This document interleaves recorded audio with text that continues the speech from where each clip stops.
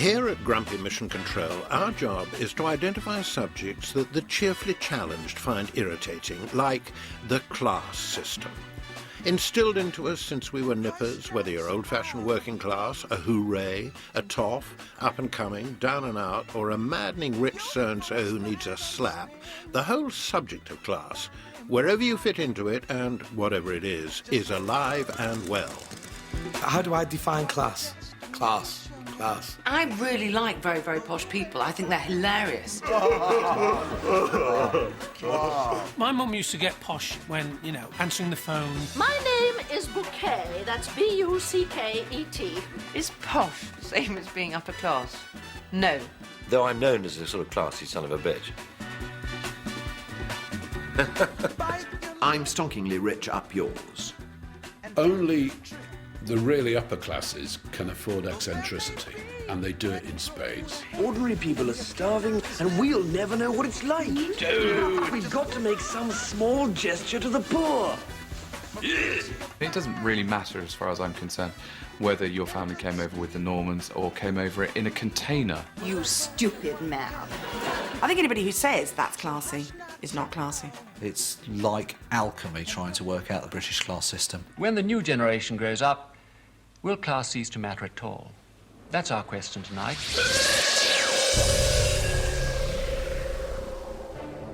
We have to start our romp through the class system somewhere, so we're better than the head toffs, the royal family, the ones with all the money, our money, oddly, and 2.4 stately homes per head. We all need people to look up to hold up as role models, and they presumably set the ultimate example for us. Don't they? The British royal family are rather provincial, in a way, head of a barbarian offshore tribe. Not necessarily people of great class or culture. There were the photographs of Buckingham Palace that came out of how the Queen actually lived, and it was just like a caricature. It was like she'd had Dick Emery in to do her interior decoration. The Queen is supposed to have a magnificent collection of glass animals. Imagine all that money. And that's what you think to do with it. Look at Princess Anne's wardrobe. The woman has been wearing the same clothes from, you know, she was sort of about 15. This pink satin dress with voluminous arms was the height of fashion in 1985, but last Tuesday, 16 years later, the outfit received another outing. The scissors had been at work, slimming the sleeves for the new millennium. This made its debut at the Chelsea Flower Show in 1987, to be reborn at a film premiere 7 years later. Apparently, at Christmas time, the Christmas presents they give each other are really hysterical. They give each other things like toilet brushes. And, you know, nail files. Granny, I've got some winkles for you. Ooh, winkles, you say? A very participle to winkles. And a bottle of milk stout. I'll be seeing you, arrowed old fruit. It appears me breakfast is prepared. The funny thing is, the Queen Mother looked to me always a bit like a pearly queen, the way she dressed. And I thought, how much further down market could you go? Oh, my old man's a dustman. He wears a dustman's... Thrifty, naff. And the Queen Mother down market? Well, I never. The Queen Mum is the one on the right, by the way. Maybe the royals are not as posh as we think they are. Starting to like them now. I remember meeting a creakingly posh woman, and she said, oh, everybody knows the royal family are naff. Next rung down from the royals on our feudal class system are the properly posh, the toffs, the landed gentry, what's left of them, the chinless people with stately piles and names like Chumley Watsit. Who are they, where are they, and how do we know if we've accidentally got into conversation with one? I mean, the thing with the toffs, they talk like that, don't they? And they say words like, they get very excited about words like extraordinary and frightfully and mummy and daddy. The thing about the very, very upper-class people is actually they don't move their mouths when they're speaking, and they presume that everybody else is utterly deaf. They're very loud because they want everybody to look at them and look at them with envious eyes saying, my God, they're posh, they must be so rich. Tim Nice but Dim, how do you do? Hello, Dick Nice but Thick. The phrase chinless wonder has always amused me. I used to think, well, what is a chinless wonder? What is a hooray Henry? These chinless people. And then you see them and they are chinless. I quite like upper-class people. I quite like hooray. They don't mug you. You know, they don't chase you down the street. You don't think, oh, there's 6 chinless wonders walking down the alley. I better hide me phone. The toffs can afford to be nice, the owning class. That's a big clue about the aristocracy. Some of them own entire counties. They have garden ponds the size of Lake Windermere and front drives as long as the M6. But for all that, perhaps because of that, do they actually have any money? I think quite possibly if you're old money, you would be quite hard up, because a lot of your money is in land. Unless you sell it, which you sort of can't do, then you're stuck in the, the family house, which hasn't been rewired for 50 years. You often find the relatively rich are more careful with their money, even a little meaner with their money, than the relatively poor. They live in very big houses with no heating whatsoever and just put on layers and layers of cashmere. Cashmere that's got great big moth holes in, but it's still sort of cashmere.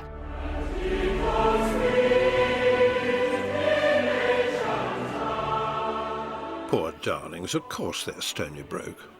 For one thing, they will send their children away to be educated, pack them off to toff training school. Pontius, toffs, like other toffs, wouldn't do for them to mix with the proletariat.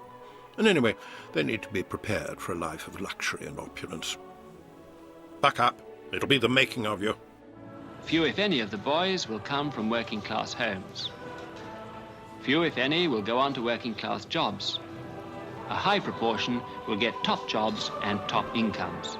Character building gives public school boys a worldwide reputation for loyalty, dependability, and self-reliance. The point about boarding schools used to be buying into a class and a community.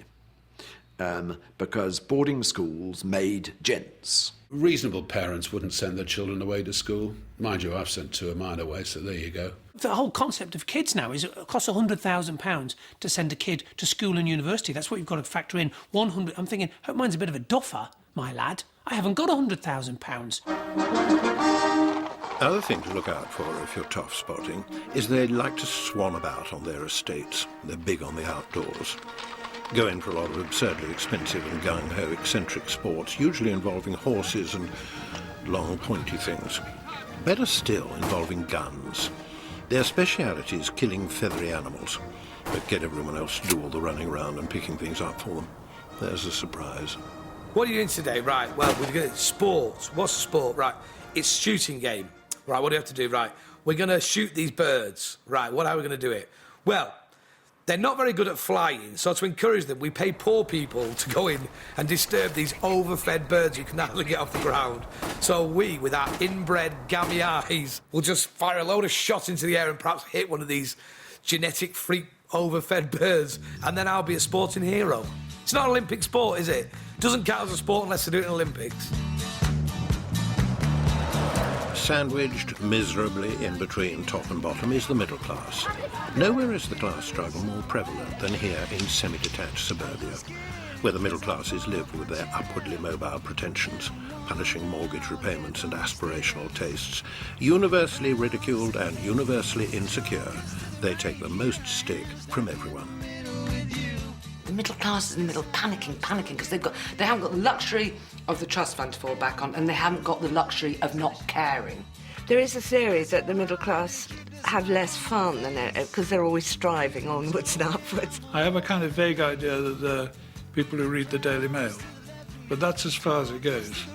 So desperate are the middle classes to climb the social ladder that their kids are pushed into a punishing timetable of self-improving pursuits, in the hope that they might sneak into Toffland when no one's looking. No wonder the middle classes have such a horrid time. It's because it is all about self-sacrifice in order to get on and you know, rise up another level or push your children up another level. One of the things about being middle class is this, you know, pushing your children, and your children are your kind of badges of middle classness. So one of them's got to learn the flute. These poor kids, you know, they're ballet, cello, everything in the world. I never thought I'd see the day where I would check out league tables for school performance.